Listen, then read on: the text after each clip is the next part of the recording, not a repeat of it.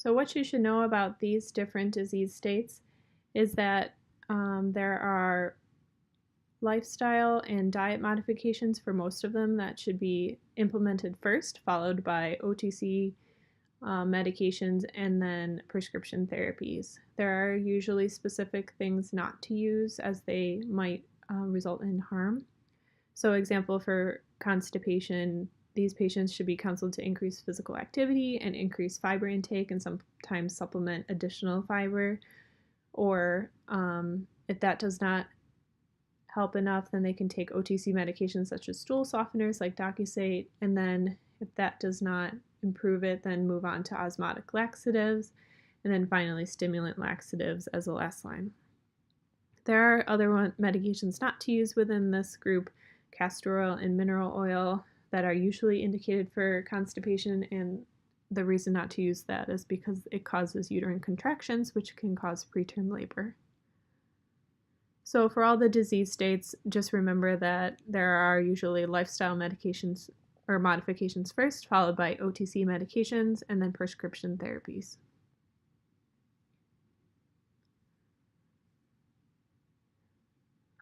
And then the final section prior to the cases is acute care. So acutely, patients might present with urinary tract infections, sexually transmitted infections, and headache. Just to name a few, there are a number of different things that can occur during pregnancy other than these. But for urinary tract infections, screening is usually occurring at each prenatal visit, even though it's controversial whether or not this should be done. This is one of the only groups that if a screening test shows some bacteria in the urine, but the patient isn't complaining of symptoms, that they will be treated regardless of whether or not they have symptoms. Usually a UTI would only be considered if the patient had urinary tract symptoms such as burning, frequency, urgency, those type of symptoms. The reason for this is that if left untreated, it might result in progression to pyelonephritis, which can be more dangerous and severe.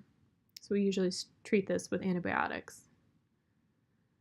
Sexually transmitted infections, you will learn this in your ID section and learned a little bit of this with your previous lectures.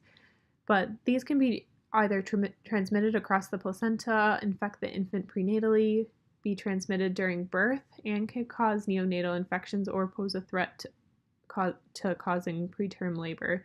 So for all of the sexually transmitted infections here that are listed here, they each cause at least one of those aforementioned things and should be treated. Headaches are common during pregnancy. Secondary headaches can occur to a number of things as a result of pregnancy. More importantly, migraines, which patients are often concerned of if they suffer from prior to pregnancy. Migraines usually improve in about 80% of patients, and I think about 20% of them actually report a complete cessation of migraines during pregnancy. Usually migraines are a result of fluctuations in estrogen, so during pregnancy when there is a consistent level of hormone, patients might experience symptom improvements.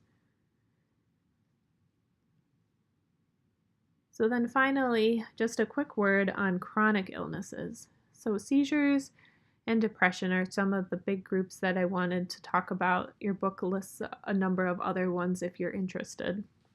Seizures, we touched on, can be more frequent because of changes in maternal hormones, sleep deprivation, as insomnia is pretty common during pregnancy, and medication adherence problems because of patients perceiving that there's a teratogenic risk of their anti-epileptic drug, so they stop taking it.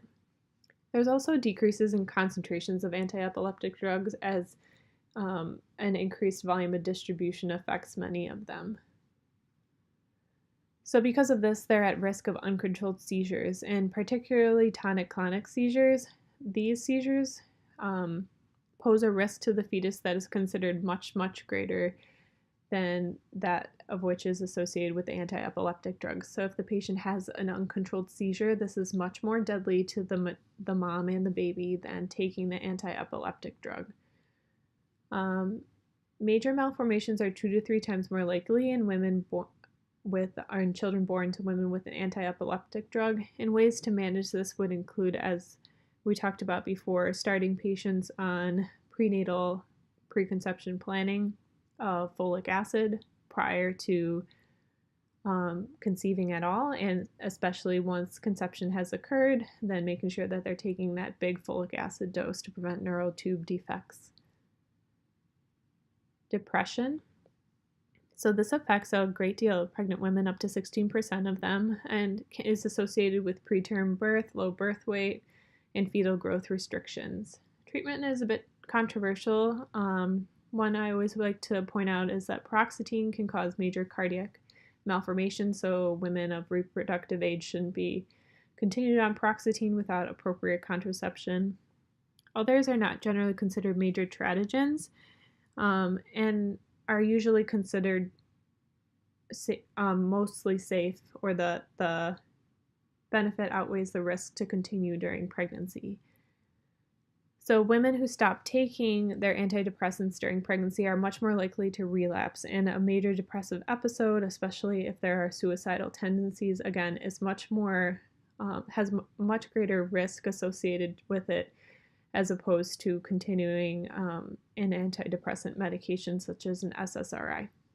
So most women are counseled to continue their SSRI medication, and if they're on paroxetine, they should be changing to an alternative therapy.